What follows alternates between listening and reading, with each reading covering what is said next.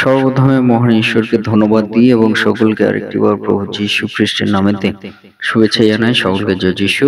আসুন আজকে যে আমাদের আলোচ্য বিষয় তা হলো ঈশ্বরের পক্ষে, ঈশ্বরের নিকটে থাকা আমাদের পক্ষে মঙ্গল। সেই বিষয় নিয়ে আজকে আমরা আলোচনা করব। তাই এই বিষয় যে সমস্ত ঈশ্বরের সন্তানেরা আপনারা শুনতে চান, শুরু থেকে শেষ অবধি ঈশ্বরের বাক্য শোনার জন্য অনুরোধ থাকলো। আসুন আমরা এই সময় ঈশ্বরের বাক্য আমরা শুনি। গীত সংহিতা ৭৩ অধ্যায় ২৮ পদ। কিন্তু ঈশ্বরের নিকটে থাকা আমারই পক্ষে মঙ্গল, আমি প্রভু সদাপ্রভুর শরণ লইলাম, যেন তোমার সমস্ত ক্রিয়া বর্ণনা করিতে পারি। ঈশ্বর তার বাক্যে আমাদের প্রত্যেককে আশীর্বাদ যুক্ত করুন, আমেন। স্বর্গের পিতা, আমাদের নিকটবর্তী ঈশ্বর, তোমার মহানামের ধন্যবাদ, প্রশংসা এবং গৌরব দিই। প্রভু গো, এই সময় তোমার চরণ তলে আরেকটিবার আমাদের জীবনকে সমর্পিত করি এবং পিত, তোমার নিকটে থাকা আমাদের প্রত্যেকের পক্ষে মঙ্গল, সেই বিষয় সকল প্রভু এই সময় আমরা আলোচনা করব। তাই এই সময় প্রভু তোমার পবিত্র আত্মা দ্বারা তুমি পরিচালনা দাও এবং প্রভু তোমার নিকটবর্তী থাকা যে মঙ্গল, সে বিষয় সকল তুমি আমাদের প্রত্যেককে বুঝতে সাহায্য করো। সঙ্গে সঙ্গে থাকো, সমস্ত ভার তুমি নাও। প্রার্থনা একমাত্র জীবিত যীশু খ্রিস্ট নামে চাই, আমেন। জয় যীশু, জয় যীশু। আজকে আমরা দেখি বিদেশ্বর তিনি আমাদেরকে যে বিষয় বলতে চান তা হলো যে ঈশ্বরের নিকটে থাকা আমাদের পক্ষে মঙ্গল।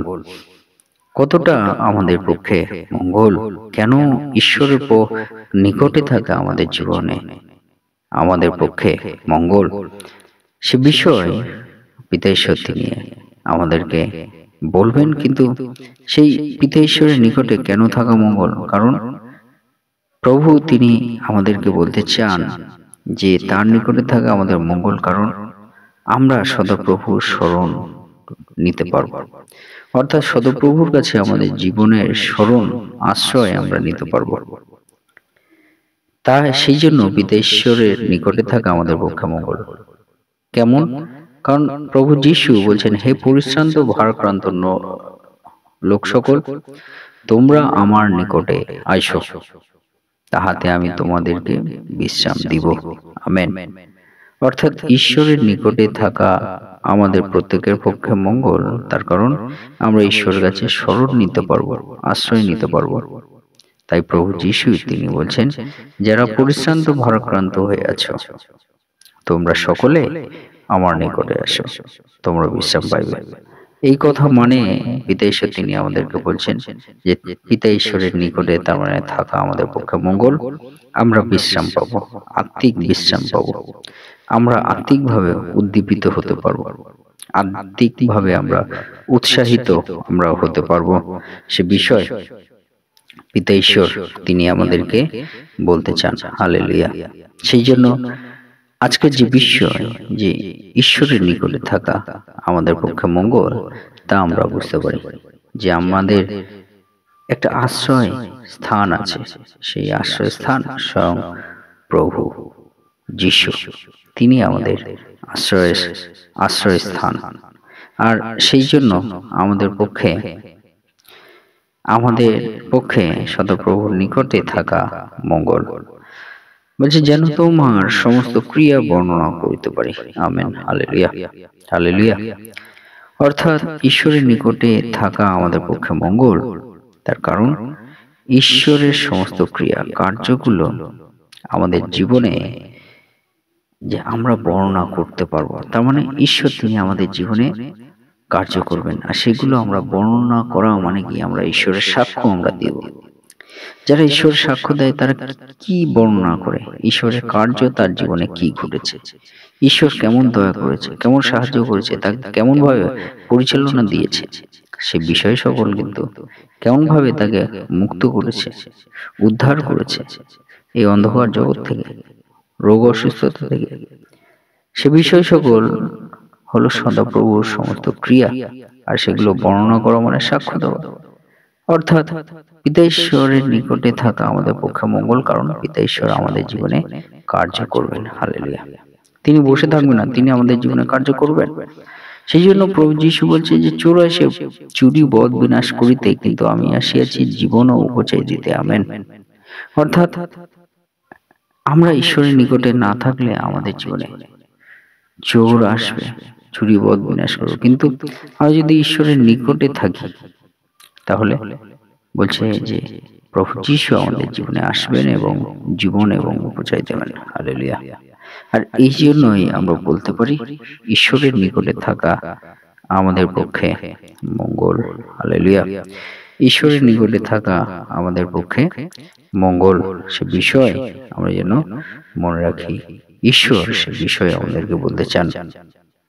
গীত সংগীতা 40 অধ্যায় 5 পদে বলে, সদপ্রভু আমার ঈশ্বর, তুমি বাহুল্য রূপে সাধন করিয়াছ। আমাদের পক্ষে তোমার আশ্চর্য কার্য সকল ও তোমার সংকল্প সকল, তোমার তুল্য কেহ নাই।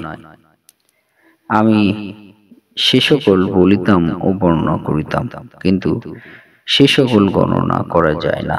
আমেন। হালেলুয়া। অর্থাৎ ঈশ্বরের নিকটে থাকা আমাদের পক্ষে মঙ্গল। কেন? কারণ ঈশ্বর তিনি আমাদের জীবনে কার্য করেন, আশ্চর্য কার্য করেন। তার পরিকল্পনা সকল আমাদের জীবনে তিনি দান করেন।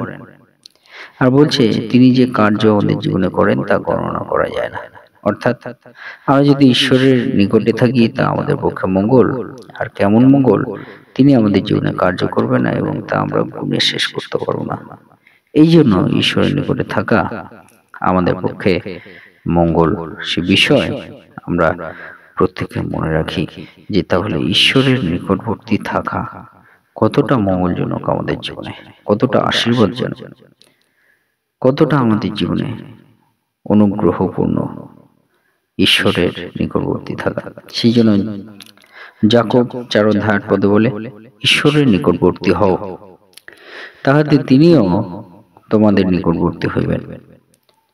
হে পাপীগণ, হস্ত শুচি করো, হে দ্বিমনা লোক সকল হৃদয় বিশুদ্ধ করো। আমেন। হালেলুয়া।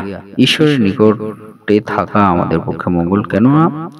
বলছে যে ঈশ্বরের নিকটবর্তী হও, তিনিও তোমাদের নিকটবর্তী হবেন। অর্থাৎ আমরা যদি ঈশ্বরের নিকটে থাকি, ঈশ্বরও তিনি আমাদের নিকটবর্তী হয়ে থাকবেন এবং আমাদেরকে উদ্ধার করবেন। হালেলুয়া। এবং গীত সংহিতা 65 অধ্যায় 4 পদে বলে, ধন্য সেই যাহাকে তুমি মনোনীত করিয়া নিকটে আনো, সে তোমার প্রাঙ্গণে বাস করিবে, আমরা পরিতৃপ্ত হইব তোমার গৃহের উত্তম দ্রব্যে, তোমার পবিত্র মন্দিরের উত্তম দ্রব্যে। আমেন। হালেলুয়া। অর্থাৎ ঈশ্বরের নিকটে থাকা আমাদের পক্ষে মঙ্গল। কেননা ঈশ্বরের নিকটে যে আমরা আছি এটা মনে করবে না যে আমাদের ইচ্ছাতে আমরা ঈশ্বরের দয়াতে আছি, কিন্তু ঈশ্বর তিনি আমাদেরকে মনোনীত করিয়াছেন। সেই জন্য আমরা ঈশ্বরের নিকটে থাকি। আর ঈশ্বরের নিকটে থাকা অবস্থায় আমরা যেন পরিত্যাগ না করি, কারণ ঈশ্বর তিনি আমাদেরকে মনোনীত করেছেন, আপনাকে মনোনীত করেছেন যখন ঈশ্বরের চরণ তলে আপনি এসেছেন। সেই জন্য পিতা ঈশ্বর তিনি চান যেন আমরা তার প্রাঙ্গণে বাস করি এবং পরিতৃপ্ত হই, আত্মিকভাবে পরিতৃপ্ত হই। গৃহের উত্তম দ্রব্যে, আমাদের জীবনে যে উত্তম দ্রব্যের প্রয়োজন আছে সেই দ্রব্যে যেন পবিত্র হয়। আমরা ঈশ্বরের বলছি যে মন্দিরের উত্তম দ্রব্যে আমরা যেন আত্মিকভাবে আমরা যেন পরিতৃপ্ত হয়। পিতা ঈশ্বর তিনি আমাদেরকে বলতে চান। তাই আমরা এই বিষয় মনে রাখি যে ঈশ্বরের নিকটে থাকা আমাদের পক্ষে মঙ্গল, তা আমরা মনে রাখি এবং আমরা ঈশ্বরের নিকটবর্তী হওয়ার আমরা চেষ্টা করি প্রতিনিয়ত। ঈশ্বর তার বাক্যে আমাদের প্রত্যেককে আশীর্বাদ যুক্ত করুন। আমেন। জয় যিশু, জয় যিশু, জয় যিশু।